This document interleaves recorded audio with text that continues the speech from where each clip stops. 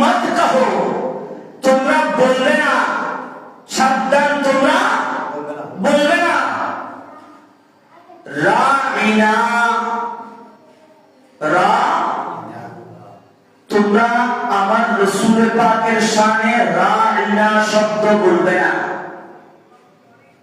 ওয়াকুলু, বরং তোমরা বলবে উনজুরনা या रसूल अल्लाह हमारी तरफ नजर करम फरमाइए, मुतवज्जो फरमाइए, हमारे तरफ नजर रहमत फरमाइए। वस्माउ, सुन लो, सुने रखो, सुने रखो, सुने नाओ।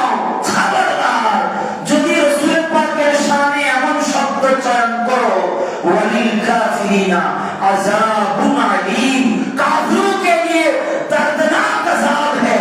যারা রাসূল পাকের শানে শব্দ চয়নে বেয়াদবি করে তারা কাফের, আর তাদের জন্য কঠিন আযাব রয়েছে। কে বলছেন? একদম সোজা করে বলছি। আল্লাহ বলছেন, ওহে ঈমানদার, তোমরা যখন আমার নবী পাকের নবী রহমতের মজলিসে বসবে,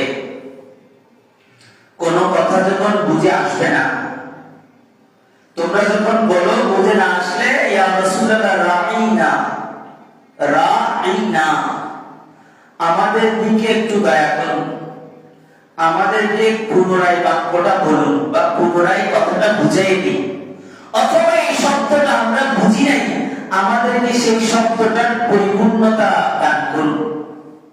এটা বলবা না।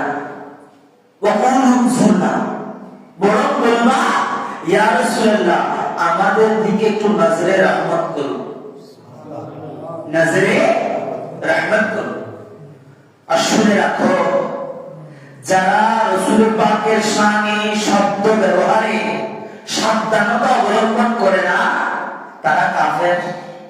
ফয়সালা কে দিয়েছেন? ফয়সালা কে দিয়েছেন?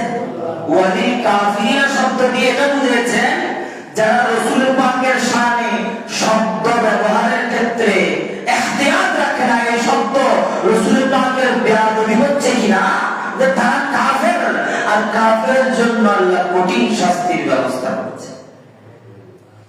কিসের শাস্তি?